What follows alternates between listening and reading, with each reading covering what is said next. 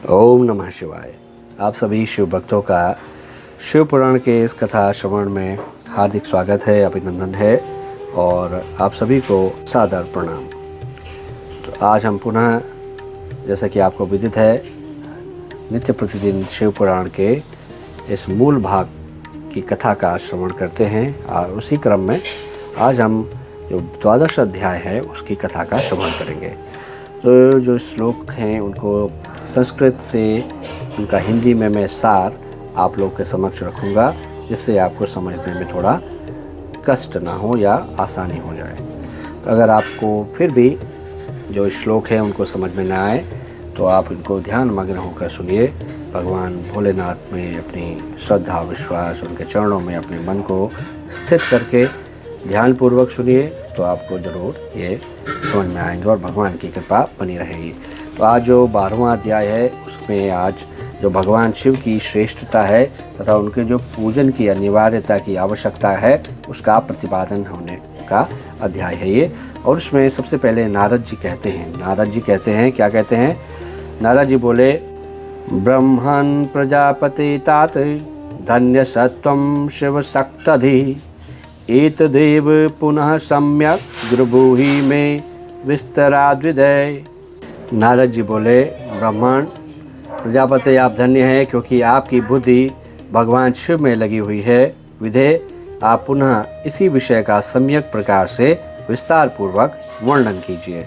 ब्रह्मा जी कहते हैं, ब्रह्मोवाच एकस्मिन् समये तात ऋषि नाहूय सर्वथा निर्जराश्वावदं प्रीत्या सुवचा पद्म संभवः यदि नित्य सुखे श्रद्धा यदि सिद्धेश कामुकः आगन्तव्यमयं सार्धं तीरं क्षीरपयोनिधे इत्येते वचनं श्रुत्वा गता हस्ते हि मया सह यतास्त्रे भगवान् विष्णुः सर्वेषां हितकारकः तत्र गत्वा जगन्नाथं देवदेवं जनार्दनम् उपतस्तुः सुरा नत्वा सुकृताञ्जलयो मुने तादृष्ट्वा च तदा विष्णु ब्रह्मादन्मरास्थितान् स्मरन् शिवपदं भोजं ब्रवीत् परं वचः। ब्रह्मा जी ने कहा, तात एक समय की बात है, मैं सब ओर से ऋषियों तथा देवताओं को बुलाकर उन सबको क्षीर सागर के तट पर ले गया, जहाँ सबका हित साधन करने वाले जो भगवान विष्णु हैं वो निवास करते हैं। तो वहाँ देवताओं के पूछने पर भगवान विष्णु ने सबके लिए शिव पूजन की ही श्रेष्ठता बतलाकर यह कहा कि एक मुहूर्त या एक क्षण भी जो शिव पूजन नहीं किया जाता वही हानि है। तो वही महान छिद्र है, वही अंधापन है, वही मूर्खता है जो भगवान शिव की भक्ति में तत्पर है और जो मन से उन्हीं को प्रणाम और उन्हीं का चिंतन करते हैं वे कभी दुख के भागी नहीं होते हैं। तो जो महान भाग्यशाली पुरुष हैं, मनोहर भवन, सुंदर आभूषणों से विभूषित स्त्रियां, जितने से मन को संतोष हो उतना धन, पुत्र पौत्र आदि संपत्ति, आरोग्य, सुंदर शरीर, अलौकिक प्रतिष्ठा, मतलब जितनी सारी चीज़ें जो भी हैं भगवान सदाशिव शिव की जो पूजा अर्चना में प्रवृत्त होते हैं उनको मिलता है। जो पुरुष नित्य भक्तिपरायण हो, शिवलिंग की पूजा करता है, उसको सफल सिद्धि प्राप्त और वह पापों के चक्कर में नहीं पड़ता। तो इस प्रकार भगवान के इस प्रकार उपदेश देने पर देवताओं ने उन श्री हरि को प्रणाम किया और मनुष्यों की समस्त कामनाओं की पूर्ति के लिए उनसे शिवलिंग देने के लिए प्रार्थना की। तो मुनिश्रेष्ठ उस प्रार्थना को सुनकर जुओं के उद्धार में तत्पर रहने वाले भगवान विष्णु ने विश्वकर्मा को बुलाकर कहा, विश्वकर्मन तो मेरी आज्ञा से संपूर्ण देवताओं को सुंदर शिवलिंग का निर्माण करके दो। तब विश्वकर्मा ने मेरी और श्री हरि की आज्ञा के अनुसार उन देवताओं को उनके अधिकार के अनुसार शिवलिंग बना कर दिए। तो मुनिश्रेष्ठ नारद, किस देवता को कौन सा लिंग प्राप्त हुआ इसका वर्णन मैं कर रहा हूँ, उसको सुनो। तो इस प्रकार इंद्र पद्मराग मणि के बने हुए शिवलिंग की और कुबेर सुवर्णमय लिंग की पूजा करते हैं। धर्म पीतमणिमय पुखराज के बने हुए लिंग की पूजा तथा वरुण श्याम वर्ण के शिवलिंग की पूजा करते हैं। भगवान विष्णु इंद्र नीलमय तथा ब्रह्मा हेममय लिंग की पूजा करते हैं। मुने विश्वदेवगण चांदी के शिवलिंग की, वसुगण पीतल के बने हुए लिंग की तथा दोनों अश्विनी कुमार पार्थिव लिंग की पूजा करते हैं। लक्ष्मी देवी स्फटिकमय लिंग की, आदित्यगण ताम्रमय लिंग की, राजा सोम मोती के बने हुए लिंग की तथा अग्निदेव वज्र या हीरे के लिंग की उपासना करते हैं। श्रेष्ठ ब्राह्मण और उनकी पत्नियां मिट्टी के बने हुए शिवलिंग का और मयासुर चंदन निर्मित लिंग का और नागगण मूंग के बने हुए शिवलिंग का आदरपूर्वक पूजन करते हैं। देवी मक्खन के बने हुए लिंग की, योगी जन भस्ममय लिंग की, यक्षगण दध निर्मित लिंग की, छाया देवी आटे से बनाए हुए लिंग की और ब्रह्म पत्नी रत्नमय शिवलिंग की निश्चित रूप से पूजा करती हैं। बाणासुर पारद या पार्थिव लिंग की पूजा करते हैं। दूसरे लोग भी ऐसा ही करते हैं। ऐसे ऐसे शिवलिंग बनाकर विश्वकर्मा ने विभिन्न लोगों को दे दिए तथा वे सब देवता और ऋषि उन लिंगों की पूजा करते हैं। इस प्रकार विष्णुवाच किमर्थमागता यूयं ब्रह्मदास सुरहर्षया सर्ववदतं तत्प्रीत्यं किं कार्य विदते अधुना। ब्रह्मोवाच इति पृष्टास्तदा तेन विष्णुना च मयासुरा पुनः प्रणम्य तं प्रीत्यं किं कार्यं विदते अधुना। विनिवेदयुतं कार्यं हया ब्रुवन् वचनं शुभं। देवाऊचु नित्यसेवं तु करस्यैव कार्यादुपहारिणी इत्येतद् वचनं श्रुत्वा भगवान् भक्तवत्सला सामरस्यं मम प्रीत्यं कृपया वाक्यं ब्रवीत्। श्री भगवान उवाच ब्रह्मान् शृणोषुरे सम्यक् श्रुतं च भवता पुरा तथापि कथ्यते तभ्यं देवभ्यश्च तथा पुनः दृष्टं च दृश्यते देव किं पुनः पृच्छते अधुना। ब्रह्मन् देवः समस्तस्य बहुधा कार्य तत्परे सेव्यः सदा देवा शङ्करा सर्वदुःखः। ममापि कथिनं तेन ब्राह्मणोऽपि विशेषतः प्रस्तुतं चैव दृष्टं वा सर्वदृष्टान्तमद्भुतं। त्याज्यं तदर्चनं नैव कदापि सुखमीप्सुभिः सन्तज्य देवदेवेशं लिङ्गमूर्तिमहेश्वरं। तारपुत्रास्तथैव नष्टास्तेऽपि सबान्धवा मया च मोहितास्तैव मायया दूरता कृता। सर्वे विनिष्टा प्रध्वस्ता शिवेन रहिता यदा तस्मात् सदा पूजनीयो लिङ्गमूर्तिधरोहरः सेवनीयो विशेषेण श्रद्धया देव सत्तम। सर्वलिङ्गार्चना देवदैत्याश्च सत्तमा। अहं त्वं च तथा ब्रह्म कथं तद्स्मृतं त्वया। तलिङ्गम् अर्चने नित्यं येन केनापि हेतुना तस्मात् ब्रह्मणासुरः सर्वकामफलेप्यसा। साहानिस्तमहाच्छिद्रं साधन्दता च समुग्धता यन्मुहूर्तं क्षणं वापि शिवं नैव समर्चयेत्। भवभक्तिपराये च भवप्रणतचेतसा भवसंस्मरणाये च न ते दुःखस्य भाजनः। भवनानि मनोज्ञानि मनोज्ञाभरणा स्त्रिया धनं च तुष्टिपर्यन्ता पुत्रपौत्रादिसन्ततिः। आरोग्यं च शरीरं च प्रतिष्ठं चाप्यलौकिकं। ये वाञ्छितं महाभागं सुखं वा त्रिदशालयम्। अन्ते मुक्तिफलं चैव भक्तिं वा परमेशितुः। पूर्वपुण्यातिरेकेण ते अर्चयन्ति सदाशिवं योऽर्चे शिवलिङ्गं वै नित्यं भक्तिपरायणः तस्य वै सफलार्थिर्धन सपापे प्रयुज्यते। अब ब्रह्मा उवाच इत्युक्तश्च तदा देवा प्राणिपत्या हरि स्वयं लिङ्गानि प्रार्थयामाशु सर्वकामप्तये नृणां। ततुच्छ्रुत्वा च तदा विष्णु विश्वकर्मब्रवीत् अहं त मुनिशार्दूल जीवद्वारपरायणः विश्वकर्मण्यथा शम्भो कल्पयित्वा शुभानि च लिङ्गानि सर्वदेवेभ्यो देयानि वचनान्नमम्। ब्रह्मोवाच लिङ्गानि कल्पयित्वैव माधिकारानुपुरूपतः विश्वकर्मा ददौ तेभ्यो नियोगान्मवाहरे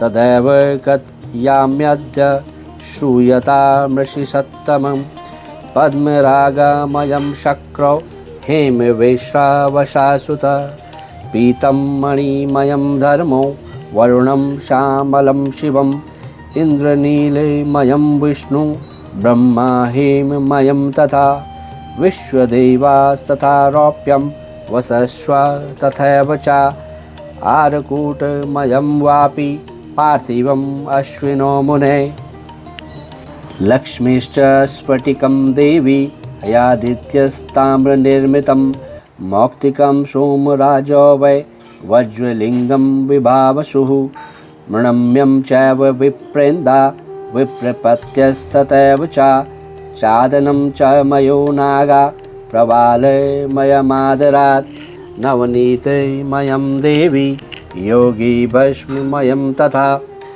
यक्षा दधिमयं लिङ्गं छायापिष्टमयं तथा शिवलिङ्गं च ब्राह्मणी रत्नपूजयति ध्रुवं पारदं पार्थिवं बाणा समर्च्यते परेऽपि वा एवं विन्दानि लिङ्गानि दत्तानि विश्वकर्मणं ते पूजयन्ति सर्वे वै देवा ऋषिगणास्तथा विष्णु दत्त्वा च लिङ्गानि देवेभ्यो हितकाम्यया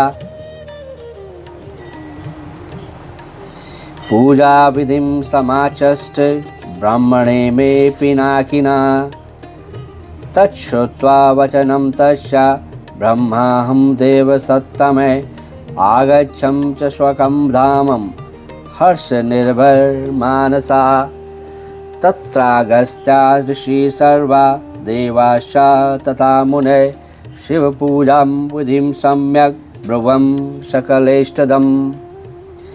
ब्रह्मोवाच श्रूयतामृषयः सर्वे सामरा प्रेम तत्परा शिवपूजा विधिं प्रीत्या कथये भुक्तिमुक्तिदं मानुषं जन्म सम्प्राप्यं दुर्लभं सर्वजन्तुषु तत्रापि सत्कुले देवा दुष्प्राप्यं च मुनीश्वरा अव्यङ्गं चैव विप्रेषु सचारेषु सुपण्यता शिवसन्तोषहेतुश्च कर्मस्वोक्तं समाचरेत् यद्यजाति समुद्दिष्टं तत्कर्मं न लङ्घयेत् यावदानस्य सम्पत्तिस्तावत् कर्म समावहेत् कर्मयज्ञा सहस्रेभ्यः तपोयज्ञा विशिष्यते तपोयज्ञा सहस्रेभ्यो जपयज्ञो विशिष्यते ध्यानयज्ञात् परं नास्ति ध्यानं ज्ञानस्य साधनं यतः समरसं स्वेष्टं योगी ध्यानेन पश्यति ध्यानयज्ञ तथा रस्य सदा सन्निहितः शिवा नास्ति विज्ञानिनां किञ्चित् प्रायश्चित्तादिशोधनं विशुद्धा विद्यया ये च ब्रह्मन् ब्रह्मविदो जना नास्ति क्रिया च तेषां वै सुखं दुःखं विचारता धर्माधर्मो जपो होमो ध्यानं ध्यानविधिस्तथा सर्वदा निर्विकारास्ते विद्यया च तयामरा परानन्दकरं लिङ्गं विशुद्धं शिवमक्षरं निष्कलं सर्वज्ञं ज्ञेयं योगिनं हृदि संस्थितं लिंगं तु द्विविधं प्रोक्तं बाह्यमाभ्यन्तरं द्विजा बाह्यस्थूलं समुद्दिष्टं सूक्ष्ममाभ्यन्तरं मतम् कर्मयज्ञरताये च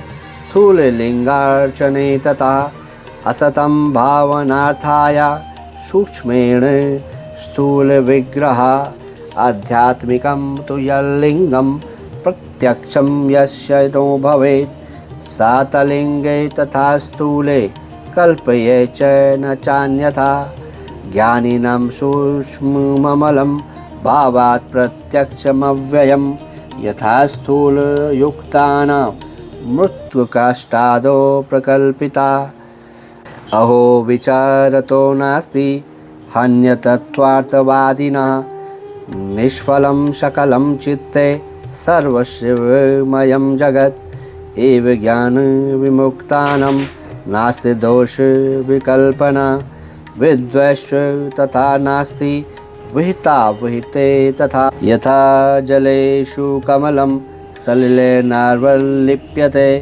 तथा ज्ञानी ग्रहे तिष्ठे कर्मणा नावबध्यते इति ज्ञानं समुत्पन्नं यावन्नैव नरस्य वै तावच्च कर्मणं देवं शिवामाराधये नरः प्रत्यार्थे च जगत्मेकस्तापोऽपि दिवाकरा एको अपि बहुधा दृष्टो जलाधारादिवस्तुतु दृश्यते श्रूयते लोके यदत् सदात्मकं सर्वं सुरावृत्तं परं ब्रह्मा शिवात्मकं भेदो जलानालोके अस्मिन् प्रतिभावे विचारतः एवमास्तु तथा चान्ये सर्ववेदार्थतत्त्वगा हृदि संसारिणी साक्षात् तत्कला परमेश्वरा इति विज्ञानमुक्तस्य किं तस्य प्रतिमादिभिः इति विज्ञानहीनस्य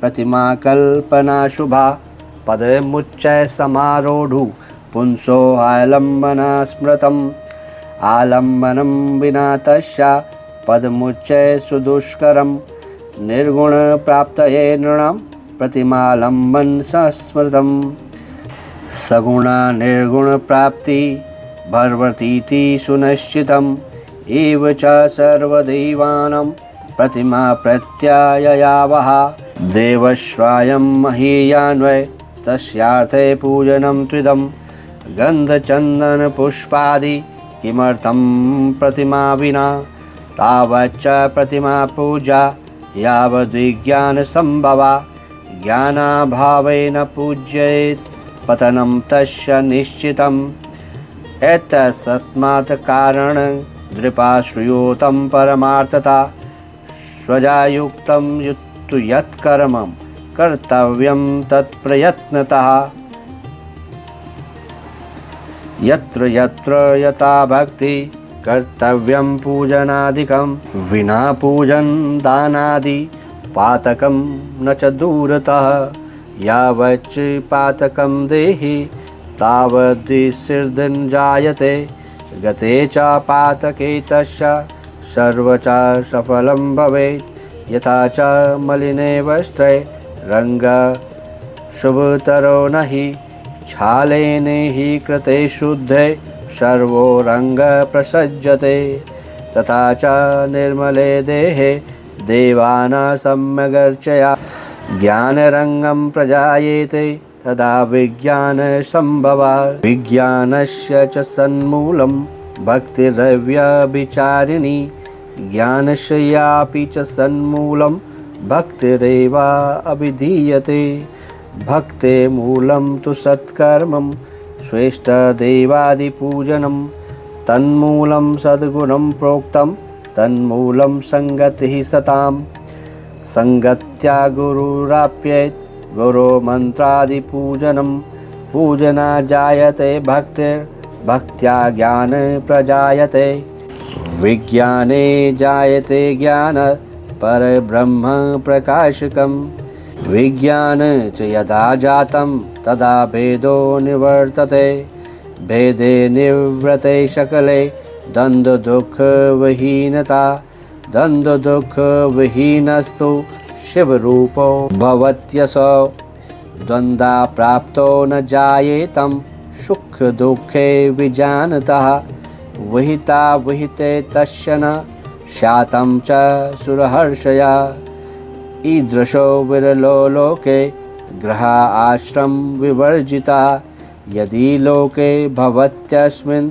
दर्शनात् पापहारका तीर्थानि श्लाघयन्ति है तादृशं ज्ञानवित्तमं देवाश्च मुनयः सर्वे परं ब्रह्मात्मकं शिवं तादृशानि न तीर्थानि न देवा मृच्छिलामया ते पुनत्यरुकालेन विज्ञानदर्शनादपि यावद् गृहाश्रमे तिष्ठेत्वादाकारपूजनं कुर्याच्च श्रेष्ठस्य सुप्रीत्या सुरेश खलु पञ्चसु अथवा च शिवः पूज्यो मूलमेकं विशिष्यते मूले सिक्ते तथा शाखा तृप्ता सन्त्याखिलासुराः शाखासु च सप्तासु मूलं तृप्तं न कैर्चित् एवं सर्वेषु तृप्तेषु सुरेषु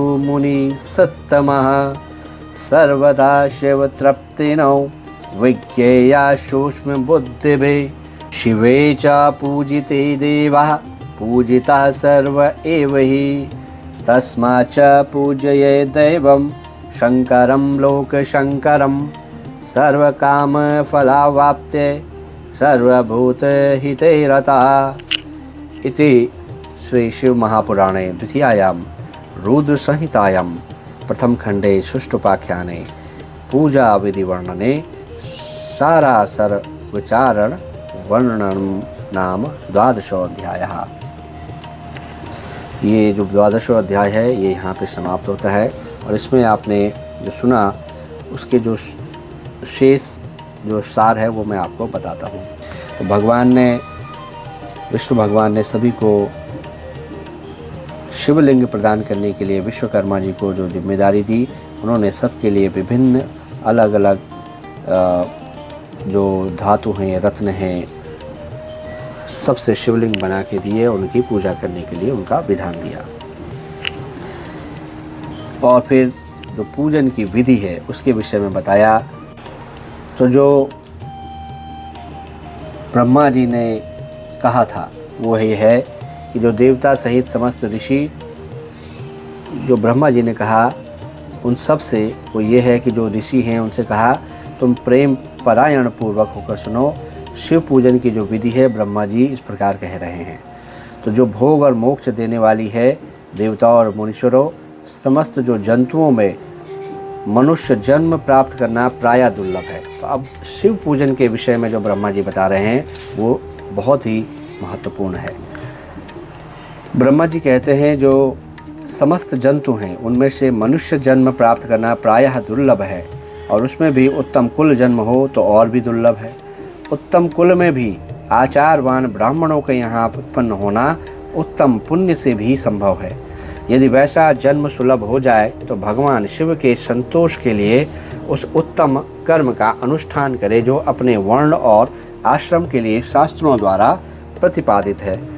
जिस जाति के लिए जो कर्म बताया गया है उसका उल्लंघन ना करें। जितनी संपत्ति हो उसके अनुसार ही दान करें। कर्ममय सहस्त्रों यज्ञों से तपो यज्ञ बढ़कर है। सहस्त्रों तपो यज्ञों से जप यज्ञ महत्व है, उसका अधिक है। तो ध्यान यज्ञ से बढ़कर तो और कोई वस्तु नहीं है। ध्यान ज्ञान का साधन है क्योंकि योगी ध्यान के द्वारा अपने इष्ट देव समरस शिव को साक्षात्कार करता है। उसका जो श्लोक था उसके माध्यम से भी आपको ये विदित हुआ था। ध्यान यज्ञात् परम नास्ति ध्यान ज्ञानस्य साधनम यतः समरसम श्रेष्ठम योगी ध्यानेन पश्यति। तो जो ध्यान यज्ञ में तत्पर रहने वाले उपासक हैं, जो उनके लिए भगवान शिव सदा ही सन्निहित हैं। जो विज्ञान से संपन्न हैं, उन पुरुषों की शुद्धि के लिए किसी प्रायश्चित आदि की आवश्यकता नहीं है। मनुष्यों को जब तक ज्ञान की प्राप्ति ना हो तब तक वह विश्वास दिलाने के लिए कर्म से ही भगवान शिव की आराधना करे। तो जगत के लोगों को एक ही परमात्मा अनेक रूपों में अभिव्यक्त हो रहा है। एकमात्र भगवान सूर्य एक स्थान में रहकर भी जिस प्रकार जलाशय में और बाकी सारी जगहों में अलग अलग दिखते हैं, लेकिन है वो एक। तो देवताओं, ऐसा ब्रह्मा जी कह रहे हैं, देवताओं संसार में जो सत्य या असत्य वस्तु देखी या सुनी जाती है वो सब परम ब्रह्म शिव रूप ही है, ऐसा समझो। तो जब तक तत्व ज्ञान न हो जाए तब तक प्रतिमा की पूजा आवश्यक है। ज्ञान के अभाव में भी जो प्रतिमा पूजा की अवहेलना करता है उसका पतन निश्चित है। इसलिए ब्राह्मणों, यह यथार्थ बात सुनो। अपनी जाति के लिए जो कर्म बताया गया है उसका प्रयत्नपूर्वक पालन करना चाहिए। जहाँ जहाँ यथावत भक्ति हो उस आराध्य देव का पूजन आदि अवश्य करना चाहिए, क्योंकि पूजन और दान आदि के बिना पातक दूर नहीं होते। तो इसके विषय में ये कहा गया है, यत्र यत्र यथा भक्ति कर्तव्यम पूजनादिकम बिना पूजाने दानानि पातकम न च दूरतः। तो जैसे मैले कपड़ों में रंग बहुत अच्छे से नहीं चढ़ता, किंतु जब उसको धुला जाए और स्वच्छ कर लिया जाए तब उस पर रंग चढ़ जाता है। तो उसी प्रकार देवताओं की भली भांति पूजा से जब त्रिविध शरीर पूर्णतया निर्मल हो जाता है तभी उस पर ज्ञान का रंग चढ़ता है और तभी विज्ञान का प्राकट्य होता है। सब जब विज्ञान हो जाता है तब भेदभाव की निवृत्ति हो जाती है और भेद की संपूर्णतया निवृत्ति हो जाने पर द्वंद्व दुख दूर हो जाते हैं और द्वंद्व दुख से रहित पुरुष शिवमय हो जाता है। जब तक मनुष्य गृहस्थ आश्रम में रहे तब तक पांचों देवताओं की तथा उनमें सर्वश्रेष्ठ शंकर की प्रतिमा का उत्तम प्रेम के साथ पूजन करे, अथवा जो सबके एकमात्र मूल हैं उन भगवान शिव की ही पूजा सबसे बढ़कर है, क्योंकि मूल के सींचे जाने पर शाखा स्थानीय संपूर्ण देवता स्वतः तृप्त हो जाते हैं। अतः जो संपूर्ण मनोवांछित फलों को पाना चाहते हैं वह अपने अभीष्ट की सिद्धि के लिए समस्त प्राणियों के हित में तत्पर रहकर लोक कल्याणकारी भगवान शंकर की पूजा करें और उनका पूजन अवश्य किए। तो इस प्रकार जो ये अध्याय है 12वां अध्याय यहीं पे समाप्त होता है। आज की जो कथा श्रवण है उसको भी यहीं पे विराम देते हैं। और आज के इस कथा श्रवण में हमने जाना कि किस प्रकार से जो लिंग हैं, विभिन्न प्रकार के लिंगों से विभिन्न जो देवी देवता हैं वो भी पूजा करते हैं और शिव का चिंतन, शिव का ध्यान से ही ज्ञान की उत्पत्ति होती है, ऐसा भी इसमें कहा गया है। और ज्ञान और विज्ञान का प्राकट्य तभी होता है जब द्वंद्व दुख दूर हो जाते हैं, और द्वंद्व दुख से जब कोई दूर हो जाता है, त्रिगुणातीत हो जाता है, तो शिव रूप हो जाता है, ये कहा गया है। बाकी जो पंचदेव हैं जो गृहस्थ आश्रम में हैं उनको पंचदेवों का पूजन अवश्य करना चाहिए, और उनमें से भी सबसे प्रथम भगवान शंकर को। तो आप सभी लोगों का बहुत ही साधुवाद, बहुत ही धन्यवाद है। कथा श्रवण को नियमित रूप से, जो कथा है शिव पुराण की, उसको नियमित रूप से श्रवण करने के लिए सभी का बारंबार अभिवादन है। भगवान भोलेनाथ, शिव शंकर शंभू की कृपा आप सभी को ऊपर ऐसे ही बनी रहे। भगवान के चिंतन में आपका चित्त लगे, भगवान के चरणों में आप अपने मन को रखें, भगवान सभी के ऊपर कृपा करें। तो आज से आपसे पुनः भेंट होगी कथा श्रवण के अगले अध्याय में। तब तक के लिए आप सभी भगवान भोलेनाथ की चरण वंदना में निमित्त रहें और उन लोगों को कथा श्रवण का लाभ जरूर करवाएं जो इसके करने के पात्र हैं। इसी के साथ अपनी वाणी को विराम देते हुए आप सभी को फिर से सादर प्रणाम। हर हर महादेव, हर हर महादेव, हर हर महादेव। जय श्री केदार। ओम नमः शिवाय।